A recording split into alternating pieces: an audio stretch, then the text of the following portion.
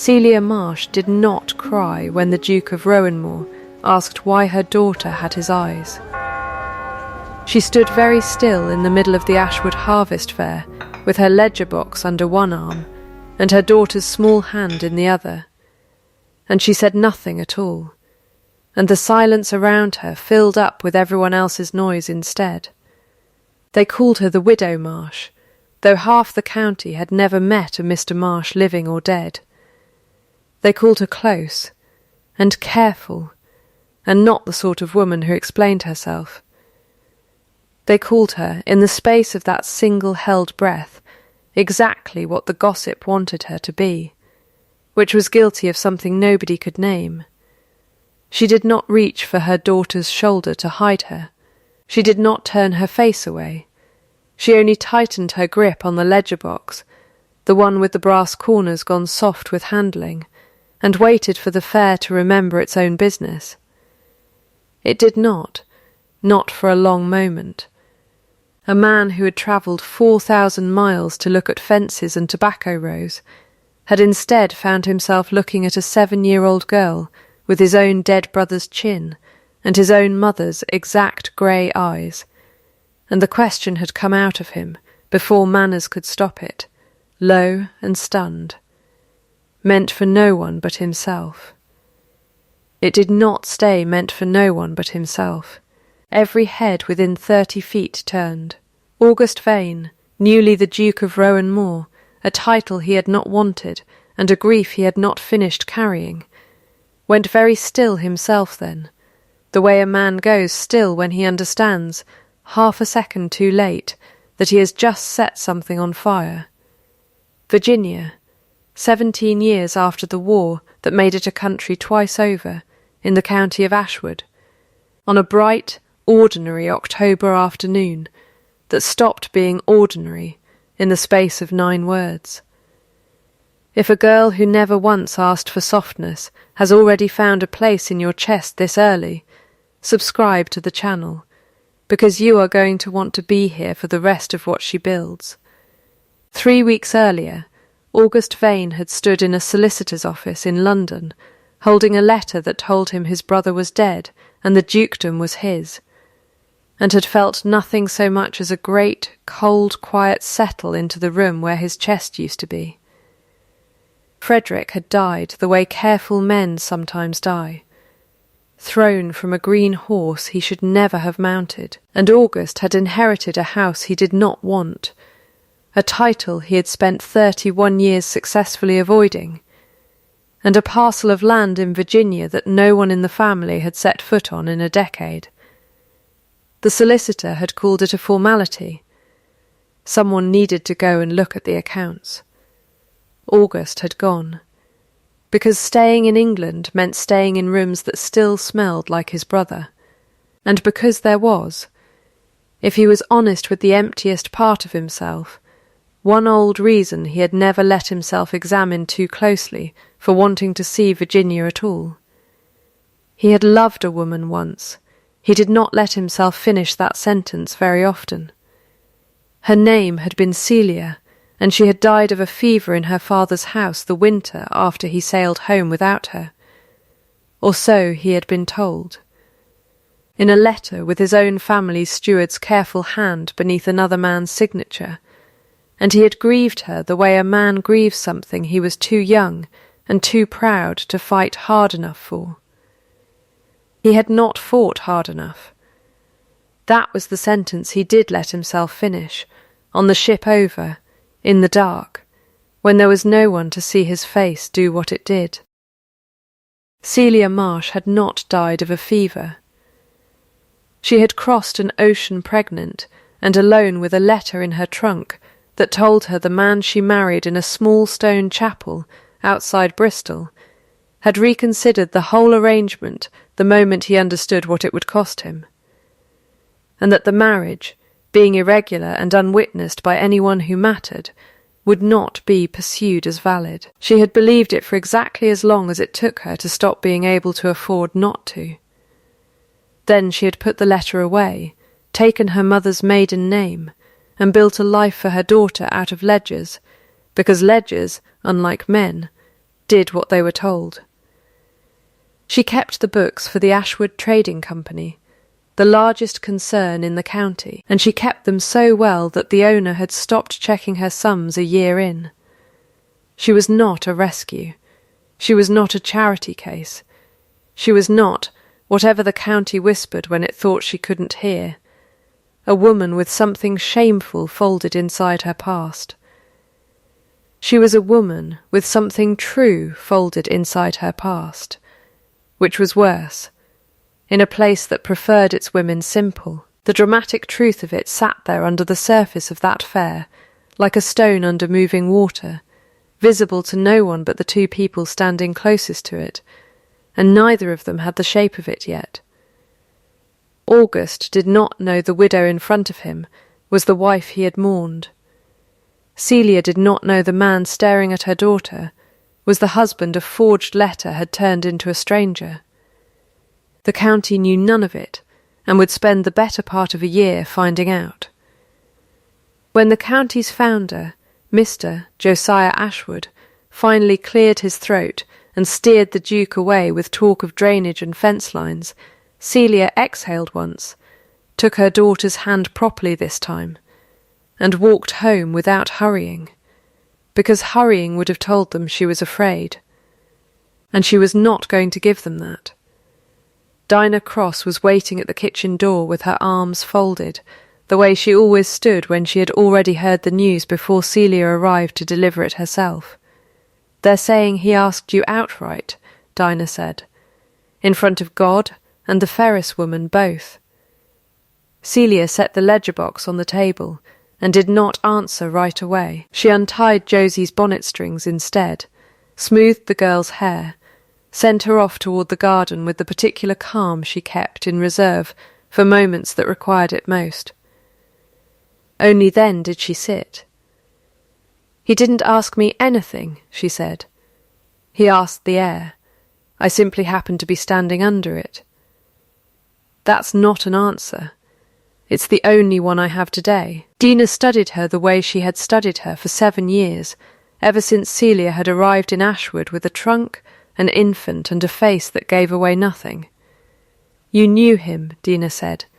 "It was not a question." Celia looked at her hands. "I knew a man with his colouring, once, a long time ago, in another country. And he is dead to me," Celia said, "the same as I am dead to him." She did not say his name. She had not said his name aloud in 7 years, and she was not going to begin the practice today, in her own kitchen, with her daughter in the garden and the whole county already talking. But she thought it once, sharp as a struck match, and put it out the way she put out everything that threatened to burn. Not tonight. Not with Josie so near. There would be time enough later to decide what a man's face, arriving out of nowhere after 7 years, was actually asking her to survive. The Ashwood Trading Company's accounts had not balanced properly in 14 months, and August Vane discovered this on his second morning in Virginia. Sitting in an office that smelled of tobacco leaf and river damp, going through ledgers, his family's long-time steward, Alaric Penn, had assured him were sound. Penn had managed the Virginia holding for 11 years, since before August's father died, a soft-spoken man with careful hands and an unhurried way of explaining numbers that made a man feel foolish for questioning them. August was not, by nature, a man who questioned easily. Grief had made him even less so. He had come to Virginia mostly to be somewhere his brother had never stood, and he found himself, that second morning, staring at a column of figures that did not add correctly no matter how many times Penn walked him through it. "Shipping loss," Penn said, tapping the entry. "The river takes a percentage every season, Your Grace. It has always taken a percentage, 14 months running, the same percentage to the decimal." Penn smiled the way careful men smile when they want a question to stop. "The river is a very consistent thief. August let it go. He had 100 other things demanding him that week: tenants to meet, fences to walk, a dead brother's legacy to somehow inhabit without feeling like a thief himself, and a shipping loss that repeated too neatly was not, on its face, worth a duke's attention. It became worth his attention 3 days later, when he was handed, by mistake, a second ledger. The company's actual bookkeeper, a widow named Marsh, whom Penn described in passing as competent enough for household sums, had submitted her own quarterly reconciliation to Mr. Ashwood directly, bypassing Penn's office as she always did, and a clerk had delivered both copies to the same desk by error. August compared them out of nothing more than idle habit. Mrs. Marsh's figures did not match Penn's. Mrs. Marsh's figures, in fact, accounted for the exact percentage Penn had called the river's consistent theft, and traced it instead to a line of freight fees that existed nowhere in the shipping company's own published rates. She had not flagged it as fraud. She had simply noted, in small, precise handwriting at the bottom of the page, that the discrepancy did not correspond to any invoice she had been shown, and that she would welcome the opportunity to review the underlying receipts. August read that sentence 3 times. It was the plainest, most devastating piece of writing he had encountered in a decade of solicitors and stewards who specialised in making simple things sound complicated. He sent for her the following morning. She arrived at the estate office in a grey dress, with her hair pinned back hard enough to mean business, carrying nothing but a single folded sheet of paper, and stood in the doorway with the particular stillness of a woman who has decided in advance not to be intimidated by a room. "You sent for the bookkeeper," she said. "Your Grace. You're Mrs. Marsh." "I am." He gestured at the chair across from him. She did not sit immediately. She looked at it first, the way a woman looks at an offer before she accepts it, and only then lowered herself into it with her spine straight as a fence post.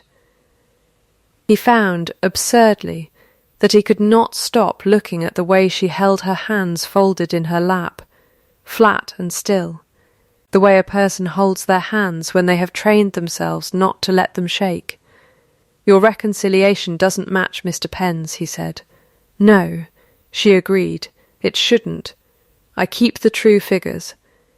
What Mr. Penn submits to you is his own concern. That's a serious thing to say about a man who's run this company for 11 years. It's an accurate thing to say," Celia said. "There's a difference." He almost smiled. It surprised him enough that he covered it by looking down at the ledger between them, tracing the discrepant line with one finger. "Walk me through it."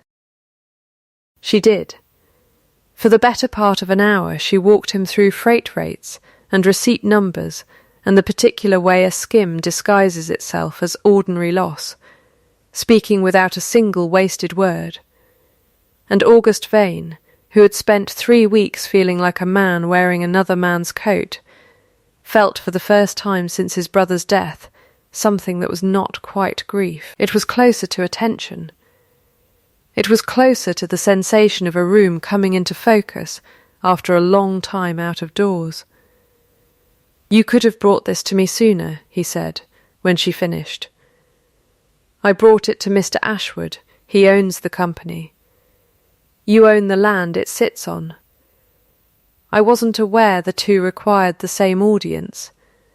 They do now. Then I'll remember that," she said, and rose and gathered her ledger and left him sitting there turning over the strange fact that a woman he had never met until 3 days ago had just made him feel more like himself than anyone had since the letter came about Frederick. He did not yet let himself wonder why her voice had sounded, for one instant when she said "there's a difference," like something he had heard before and lost. The fraud thread did not resolve itself so much as thicken, week by week, the way a fog thickens before anyone agrees to call it weather.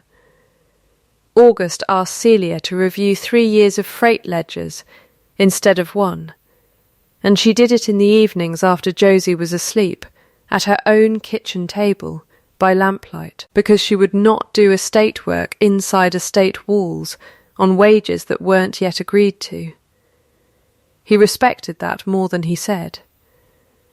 When he offered to pay her separately for the extra hours, she named a fair sum and not a shilling more, and when he tried gently to round it upward, she looked at him with an expression he was coming to recognise as her particular flavour of patience. "I didn't ask for generosity," she said. "I asked to be paid for work. It's the same work either way." "It isn't," she said. "One is charity, the other is a wage." "I'll take the wage." He learned slowly not to offer the other kind again. It was, he thought privately, the single most restful quality he had ever encountered in another human being, that she wanted nothing from him beyond what she had earned, at a point in his life when everyone else wanted something enormous and unspoken, his grief managed, his title performed, his good opinion secured. Celia Marsh wanted her figures checked and her hours paid, and that was the whole of her request, and it left him. Each evening he rode away from her cottage, strangely lighter than when he'd arrived.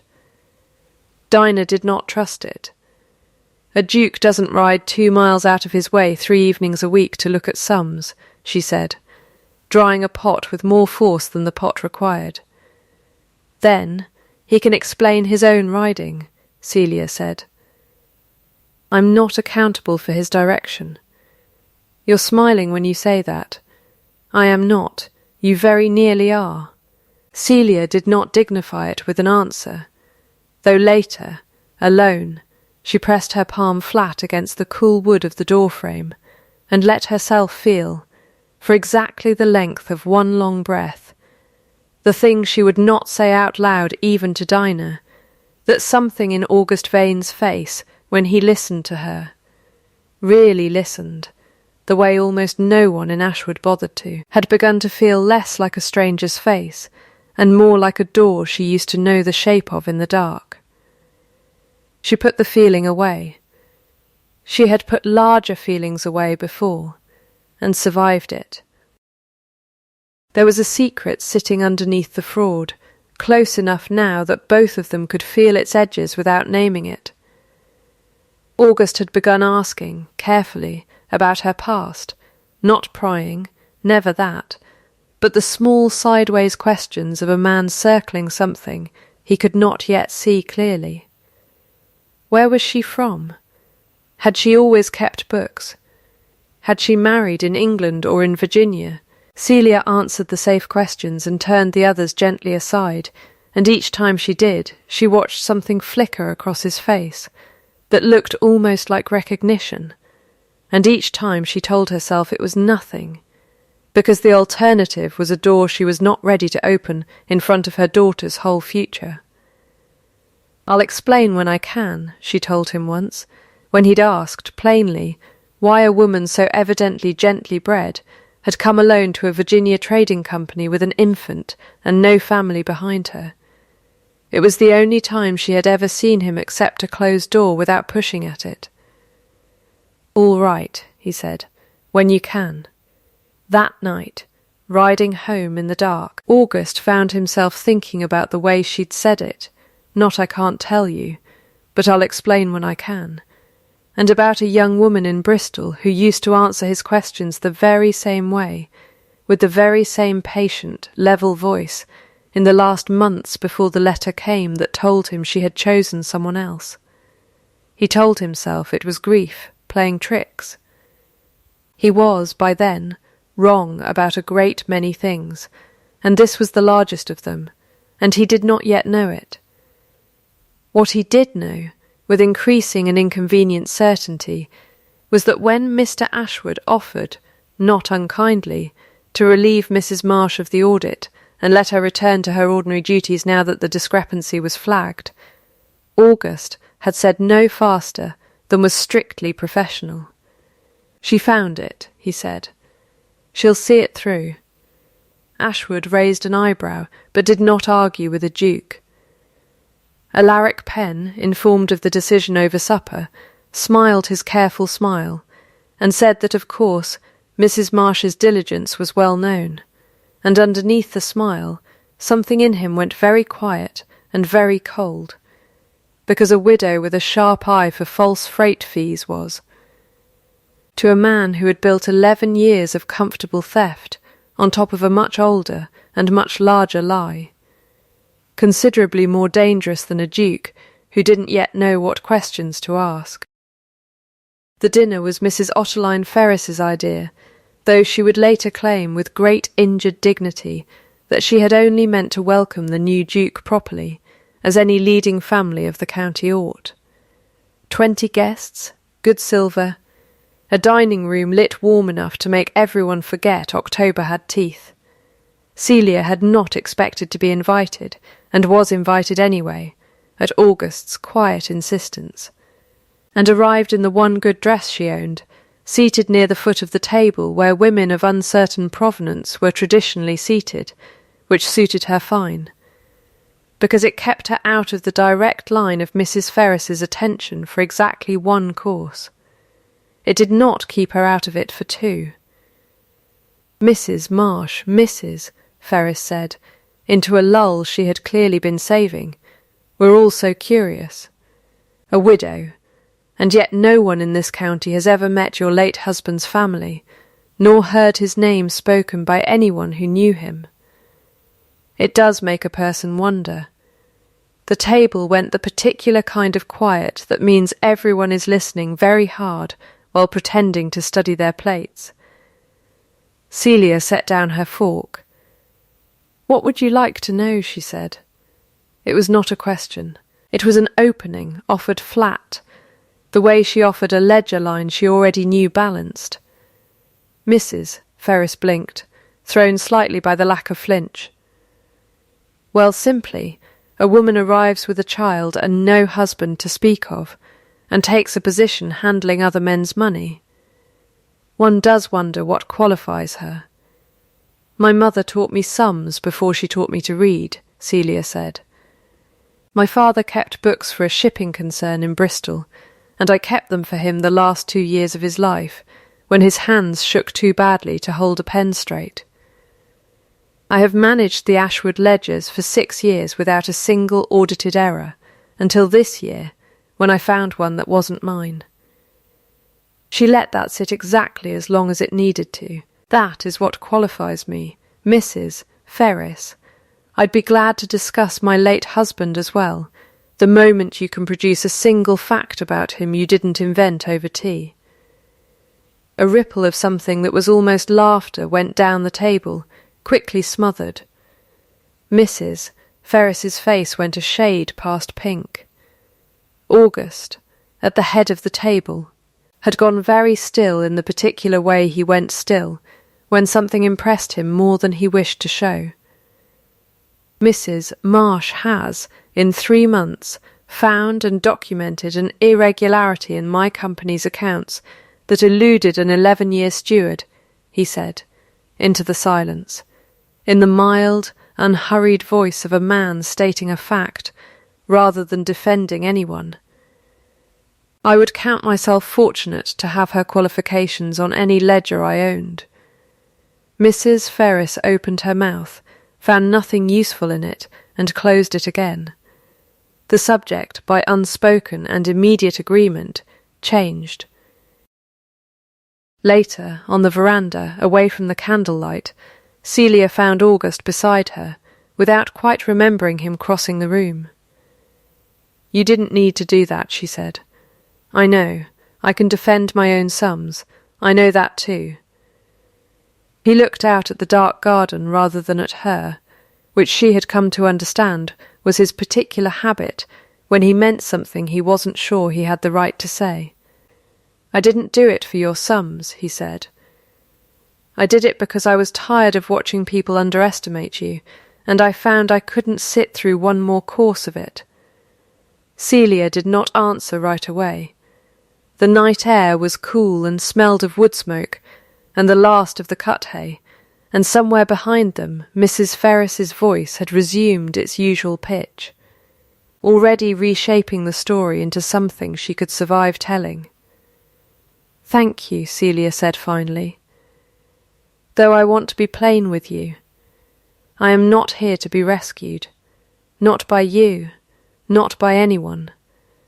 I came to this county with nothing, and I built what I have with my own hands, and I would rather be poor and unmanaged than comfortable and owned." "I know that too," August said, and something in the way he said it, quiet, certain, a little rueful, made her look at him properly for the first time that whole strange evening. "It's the thing I like best about you." The word like sat between them, small and enormous at once. Neither of them reached to pick it up. But something in the county had shifted that night, table by table, whisper by whisper, and by the time the carriages left, Ashwood had quietly begun revising its opinion of the Widow Marsh, the way a room slowly agrees to admit it was wrong about the weather. Winter came early that year, and with it a stillness that let things surface that autumn's business had kept submerged. It was Dinah who found the portrait, or rather Dinah who was in the room when August, calling at the cottage on some pretext of ledger business that had stopped being about ledgers weeks earlier, saw the small oval frame on Celia's mantle and went the colour of old ash. It was Josie, at 7, drawn in charcoal by a travelling artist the spring before, laughing at something outside the frame. Her whole face caught mid-motion. August stood in front of it for a long moment without speaking, and Celia watched him the way she might watch a man walking too close to a drop he didn't know was there. "She has her father's laugh," Celia said carefully, testing the ground. "I've never seen it, and I know that already." His voice had gone strange and low. "I had a portrait once, of a woman. It was destroyed in a fire at my brother's house 4 years ago, and I've never—" He stopped himself. "It doesn't matter. It matters if it's put you somewhere else in the room." He turned to look at her fully then, and whatever he saw in her face made his own go very carefully, very deliberately blank. The particular blankness of a man protecting a wound he doesn't yet trust anyone with. "I was married once," he said, "before Rowan Moor was mine, before any of this was mine. She died. It was a long time ago, and it has nothing to do with tonight." "I'm sorry," Celia said, and meant it, and felt something cold move under her ribs that she could not yet name, because the shape of what he'd just said, "before Rowan Moor was mine," married once, died, sat too close to a shape she carried in her own chest to be entirely comfortable. She did not ask her name. She told herself later that she should have. She had her own reasons, that winter, for keeping certain doors shut, and grief, she had learned, opens doors faster than almost anything else, and she was not ready for what might be standing on the other side of his. The evidence, meanwhile, would not stay quiet.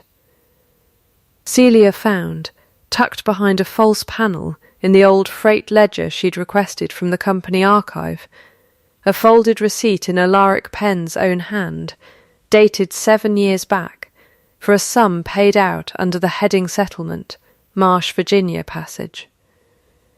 Her own name, her own year. She sat with it a long time in the lamplight after Josie was asleep, her hands pressed flat on the table to keep them from shaking. Because a receipt with her name on it, in the handwriting of a man she had believed, until that hour, to be nothing more than the Duke's efficient steward, meant that the story she had believed about her own marriage for 7 years had another author entirely. She did not sleep that night. She read the parish letter again, the one that had ended her marriage before it had properly begun, the one she had not looked at directly in 3 years because it hurt too precisely to be useful, and for the first time she let herself notice what she had never let herself notice before, that the signature at the bottom, meant to be her husband's, did not match. In the loop of its final letter, the handwriting she remembered from the 2 brief notes he'd written her in courtship, the ones she'd kept, foolishly, sentimentally, at the bottom of her trunk for 7 years, because she had never quite managed to burn them. She laid the 2 documents side by side. Her hands went very still. Outside, the first hard frost of the year had come down over Ashwood, and somewhere across the county, in his own house, August Vane sat awake, with his own version of the same growing cold, staring at a shipping ledger that increasingly resembled, in the particular slant of its false entries, a hand he had once trusted with his whole family's business, and, it was beginning to seem, with considerably more than that. Neither of them said anything to the other yet. Both of them, alone in their separate houses, were beginning, for the first time in 7 years, to ask the same unbearable question, and neither of them knew yet that the answer waiting on the other end of it wore the same face. The blow came on a Tuesday, the way disasters so often do, dressed as an ordinary morning.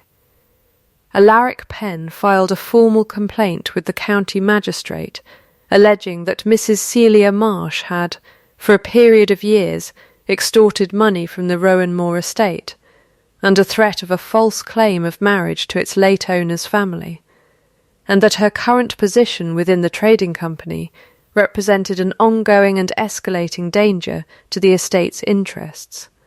He produced as evidence a letter, dated recently, purporting to be in Celia's hand, demanding continued payment for her silence regarding a child she claimed, falsely, to be of noble blood. It was a forgery, competently made, and it landed exactly as intended, fast, public, and impossible to ignore.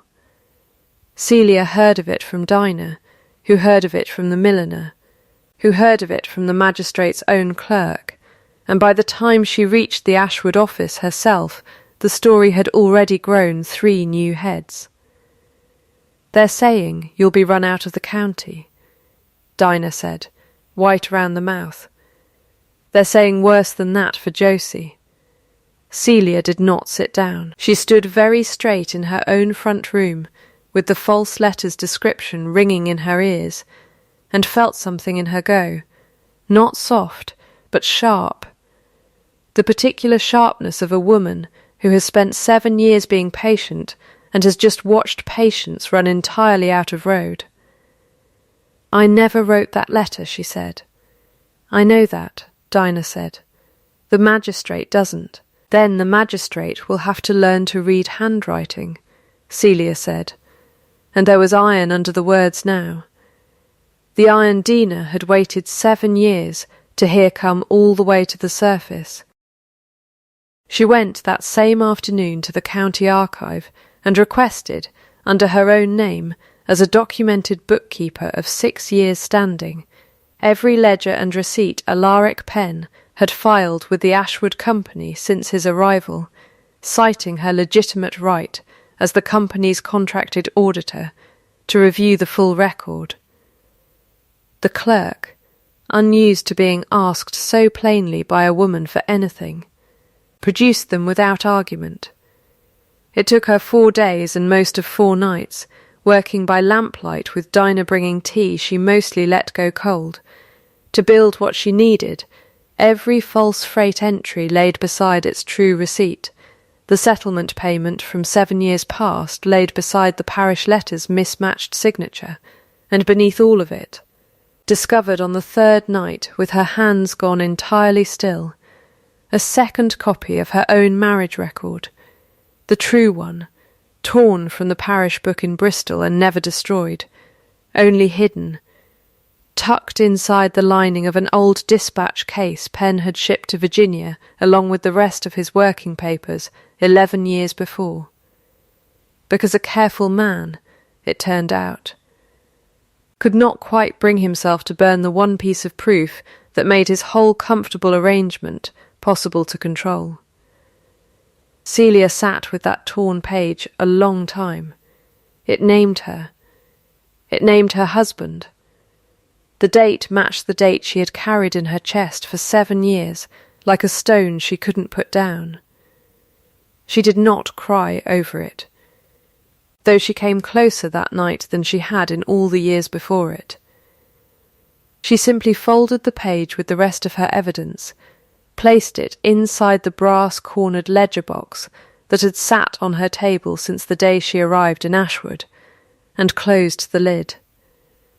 August came to her the following morning, having heard the accusation and ridden straight through a hard rain to reach her. His coat soaked through, his face carrying an expression she had never seen on it before. Not doubt of her, she understood at once, but fury on her behalf, banked hard and held tight the way she held her own.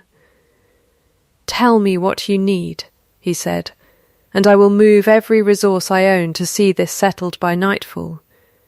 "I need a hearing," Celia said. "A real one, before the circuit judge, with every document entered and every signature examined, not settled quietly between gentlemen over supper. That will take days. Weeks, perhaps. Then it will take weeks," Celia said, "and I will still be standing at the end of them, because I have not lied about a single thing in my life that mattered.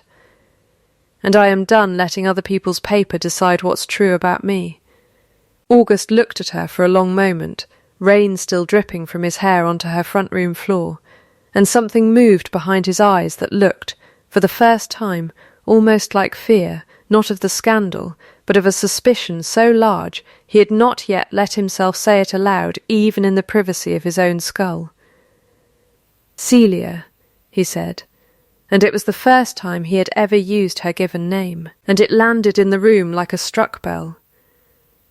"What was your husband's name?" She met his eyes and did not look away, because she had run out of doors to hide behind, and because some part of her had already known, for days now, exactly where this question was going to end. "August," she said. His name was August Vane. The hearing convened 11 days later in the Ashwood courthouse, before Circuit Judge Elias Thorne, a lean, ink-stained man known across 3 counties for a patience that unsettled liars far more than shouting ever did. The room was full past its benches, word of the accusation, and of the stranger rumour trailing behind it, had travelled the whole county twice over. Celia sat at the front with her ledger box on her knees and her spine straight as a fence post, and did not once look behind her at the crowd, though she was aware, in the particular way a person is aware of weather, of August seated 2 rows back, watching her with an expression that had not left his face since the rain-soaked morning 11 days before. Alaric Penn's counsel opened first, laying out the forged letter with theatrical solemnity, calling Celia an opportunist who had built 7 years of quiet position on the strength of a lie about a duke's dead brother's family. Penn himself sat composed and pale, his careful hands folded, a man still performing the calm he had built a career on. Judge Thorne let the accusation finish in full before he turned to Celia. "Mrs. Marsh, you may respond." Celia rose. She did not raise her voice, because she had learned, across 7 years of being underestimated, that a room quiets faster for a woman who refuses to shout than for one who does. "I would like to enter 3 documents," she said, "and I will let them speak for themselves." She entered the false freight ledgers first, laid beside the true figures she had kept in parallel for 3 years, the discrepancy running to the exact penny across 11 years of Mr. Penn's stewardship. A pattern of skimmed fees dressed as shipping loss, totalling, by her careful count, $4,312. She entered the settlement receipt next, in Pen's own unmistakable hand, dated 7 years past, for a payment made under the heading of her own name, proof that he had known her identity and paid to keep it buried long before any letter of extortion existed. And last, she entered the torn parish page, the true record of a marriage performed in a small stone chapel outside Bristol, between one Celia Hartwell and one August Vane, its ink matched, at the judge's request, against 2 courtship letters she had kept for 7 sentimental years, at the bottom of a trunk she had never quite managed to empty. The letter, Mr. Penn submitted as extortion is a forgery, she said. Compare its hand to mine, which is a matter of public record on every ledger I have kept for this county for 6 years, and you will find it does not match.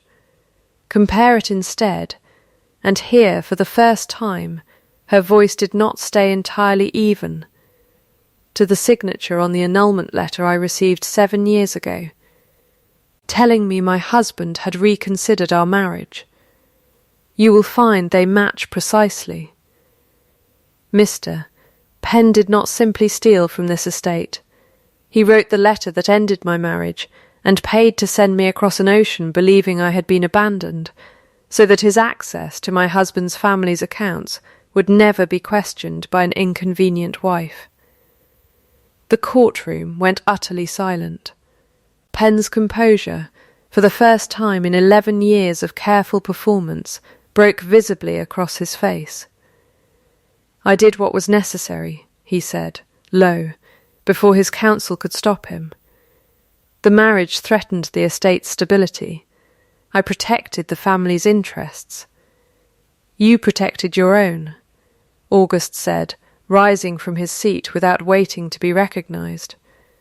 His voice carrying flat and hard across the room. You told me my wife was dead. You let me grieve a lie for 7 years while you helped yourself to my family's money and my daughter's father. Judge Thorne let the silence hold a long moment before he spoke. Mr. Penn, do you dispute the handwriting comparison, or the settlement receipt, or the parish record? Penn said nothing. His hands, no longer careful, had begun to shake. Then the court finds the extortion complaint against Mrs. Marsh without merit, and refers the matter of estate fraud and forged instruments to further proceeding. The judge's gaze moved to Penn, not unkindly, in the manner of a man who had seen enough ruined men to know cruelty rarely improved the outcome. You may resign your position, and surrender the funds in question before this court convenes again, Mr. Penn, or you may face it as a criminal matter. I would encourage you to consider which future leaves you anything at all. Penn left the courthouse an hour later, a broken and much smaller man, his 11 years of careful theft unravelled by a woman he had spent a decade underestimating, and though the county would later hear he'd resettled quietly in another state, stripped of position and reputation both, no one ever heard that he prospered there. Celia stood in the courthouse hallway afterward with her ledger box against her chest, and found August in front of her before she had finished breathing out the fear she had not let herself show inside. 7 years, he said. 7 years I let a lie tell me you were dead. And I let one tell me you'd chosen someone else, Celia said. We were both lied to by the same careful man. There's no fault in that to divide between us. There's a great deal I owe you. Regardless, you don't owe me anything, she said. There's a difference between owing and choosing. I'd rather you choose. He chose her in the plainest words he owned, 3 days later, in her own front room with Josie asleep upstairs, and Dinah pointedly occupied in the kitchen, with a task that did not require nearly as much noise as she gave it. August did not kneel, and he did not make a speech. He simply took both her hands in his, the way a man takes hold of something he has already decided he is never setting down again, and looked at her the way he had looked at her that first strange afternoon at the fair, before either of them had understood what they were looking at. I loved you before I had a title, before I had a brother's grief to carry, before any of the last 7 years happened to either of us, he said. I love you now, with all of it, not because a parish register says I must, because I have watched you build a whole life out of nothing but your own 2 hands and your own unbroken word, and I would rather stand beside that than own anything else this world has offered me since. Celia's hands did not shake in his. She had trained them not to shake for 7 years, and it held now, at the one moment she might finally have been forgiven for letting them. I didn't marry a duke, she said. I married a boy in a stone chapel who couldn't stop looking at me during the vows. I'd like him back, if he's still in there somewhere, under all this grief and title. He is, August said. He's been waiting 7 years to say the rest of it properly. Then say it. I love you, he said, plainly, the words landing in the quiet room without ornament, exactly as she had always suspected love would sound from him if he ever let it all the way out, not grand, not performed, just true. I have from the first letter you ever wrote me, and I never stopped, not even believing you were gone. Celia touched his face with one hand, careful, the way a person touches something they have been afraid, for a long time, to let themselves want. Then I choose you, she said. Not because I need rescuing. I want to be plain about that, always. I choose you because I have enough, on my own, to build a life either way, and I would simply rather build it with you standing in it. Their foreheads touched, and neither of them said anything more for a long moment, because there was nothing left that needed saying aloud. Upstairs, unbeknownst to either of them, Josie had woken and crept halfway down the stairs, and stood watching the 2 shapes in the lamplight with the frank, unblinking attention of a child who has just understood something enormous without yet having the words for it. She did not interrupt. She simply turned, quietly, and went back to bed, satisfied in some wordless way that whatever was happening downstairs was the good kind of change, and fell back asleep smiling, the exact smile that had started the whole county talking 3 months before. The years that followed were not sudden the way scandal is sudden, they arrived the way a harvest arrives. One season folded carefully into the next. August and Celia married again properly, in the Ashwood Chapel this time, with the whole county in attendance and Mrs. Ottoline Ferris seated near the front in a hat entirely too large for the humility she had, by then, genuinely come to feel. She called on Celia herself the following spring, without an invitation, to apologise in full for the dinner-table cruelty of that October. And Celia, who had never much believed in punishing a person twice for the same mistake once they'd truly recalibrated, poured her tea and let the apology stand without making her repeat it. The Ashwood Trading Company's accounts, freed of Alaric Penn's careful theft, balanced for the first time in over a decade, and Celia ran them still, by her own choice, under her own name, long after she had any financial need to. She used the recovered settlement money, every documented dollar of it, to found the Ashwood School of Accounts, a plain brick building at the edge of the county, where girls with sharp minds and no family fortune were taught to read a ledger the way she had taught herself, properly, precisely, and without apology, because she had never forgotten what it cost her to be underestimated, and had decided the best revenge available to her was simply to make sure fewer girls after her ever had to survive it. Dinah ran the school's kitchen and terrified its students exactly as much as was educational. Judge Thorne sat on its founding board until his retirement, and said, more than once, that it was the only institution in 3 counties whose books he never once needed to check twice. Josie grew up between a ledger desk and a stable yard, equally comfortable in both, and would tell anyone who asked that her mother had taught her that the truth, properly documented, was the strongest thing a person could own. Alaric Penn's name was never spoken again in the Ashwood office, except once, briefly, the year the school's cornerstone was laid, when August read the settlement figure aloud to the gathered county, and noted, without any theatre at all, that some debts take longer to collect than others, but a ledger, in the end, always finds its balance.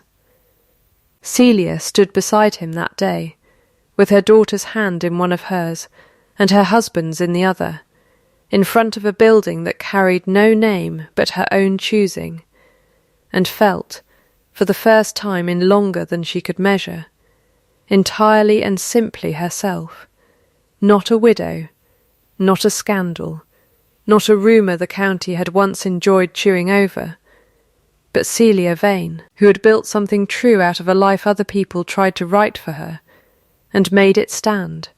That was the whole of it. And it was enough. And it was everything. She never once asked the county to see her. She simply became impossible to overlook. If that reached you the way it reached me, subscribe to the channel and tell me down in the comments the exact moment you knew he still saw her, all those years later, standing in that fair with her daughter's hand in hers, and tell me what city you're watching from tonight, because I want to know how far a story like hers can travel. Another one is already waiting for you, whenever you're ready to sit down with it.